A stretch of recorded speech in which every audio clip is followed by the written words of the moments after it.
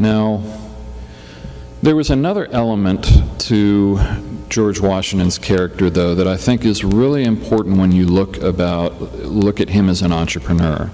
And yes, his mother, and much of this was born in him as well, his mother passed down to him those very practical, can-do, hands-on type of attitudes. But he was also a dreamer. George Washington was a dreamer.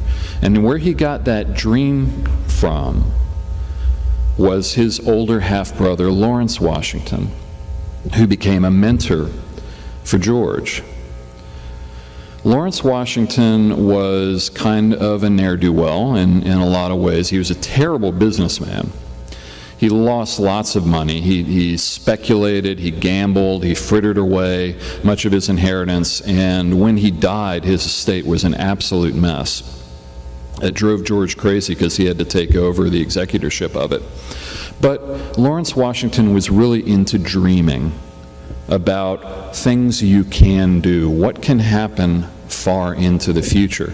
And some of the things he cooks up are kind of cockamamie schemes. He tries to convince George Washington when he's 14 years old to get on a ship and join the British Navy and go off to sea. It's only because George's mother intervened that did not happen. But he gets George Washington involved in some of his companies, like the Ohio Company, that he invests in to see what dreamers can do in terms of buying a whole bunch of land out west and investing in it to create new settlements and create new areas of trade. But the other thing that he does for George is that he connects him to the all-powerful Fairfax family, because Lawrence Washington marries into the Fairfax family. These are the richest, most powerful people in Virginia at the time. The proprietor, Lord Thomas Fairfax, owned huge amounts of land, millions upon millions of acres, which they control and they can disperse through a system of patronage. They also control many of the enterprises that are involved and connected to land. Now, since Lawrence marries a Fairfax, he introduces George Washington into the Fairfax estate at a place called Belvoir. And George goes to this estate. He meets Sally Fairfax, who he has some type of a liaison with. We still don't know what that was, who happens to be married to his best friend, George William Fairfax. But he also learns things such as deportment, how to handle yourself in society. But the most important thing is that the Fairfaxes, including Sally's husband, George William, kind of take him under the wing and they teach him about the basis of wealth at that time. They teach him about the land. They take him out with them on their surveying expeditions all over their land, all over their estates, to show him how surveying is done. But I think what they teach him with land in particular is like much entrepreneurship in acquiring wealth. Wealth is not simply about going around and looking for the piles of gold that are sitting there for everybody to see. Because, of course, that's generally not how it works. But it's about seeing the potential that's locked out of sight. George learns in looking at land and seeing land and then digging his hand into the turf and testing the quality of the soil and its richness. He learns to see the potential that's locked beneath the land. And again, land is really the source of wealth at the time. And he becomes a surveyor.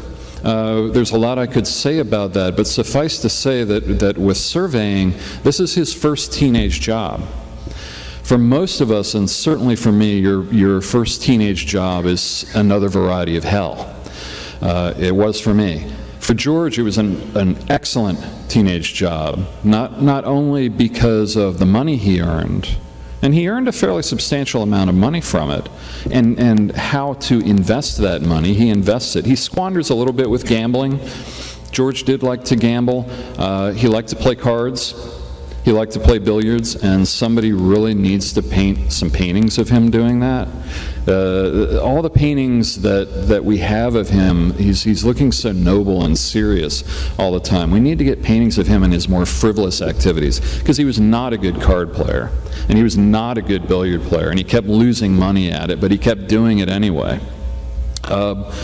But he learned how, despite the money he lost, which was limited in gambling, he learned how to manage his wealth. But he also learned mechanically how to go through the process of surveying. In 18th century, it's a very complex business. Now, one other aspect of Washington's character, which I will just pass over quickly, as I want to get more to later in his life, is war. Now, this is important as we discuss him as an entrepreneur in a number of different ways, but suffice to say, in the French and Indian War, George Washington becomes a combat veteran. This is a fundamental aspect of his character. It's absolutely fundamental to who he was. And what I mean by that is not just, he knows how to lead troops, he knows how to manage men, he knows how to raise and equip a regiment and all of that stuff, but he actually experiences combat firsthand in all of its character, all of its qualities, all of its terror. But he also experiences the comradeship, the camaraderie with his fellow soldiers. There's a battle in the French and Indian War, July of 1755, called the Battle of the Monongahela, where George Washington was with a British army that was attacked by Indians and French and was destroyed.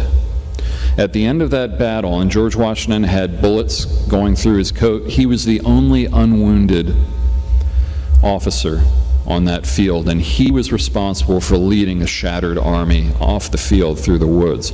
Now, he rarely reminisced about anything, but he wrote in the 1780s that he would never forget the cries of the wounded that night and leading that army off the field. And any of you read anything about that or know anything about that type of experience at night over a long period of time changes your character. But for Washington, it doesn't so much traumatize him as it gives him a broadness of mind and a wisdom that I think veterans have, combat veterans have, in understanding what war is.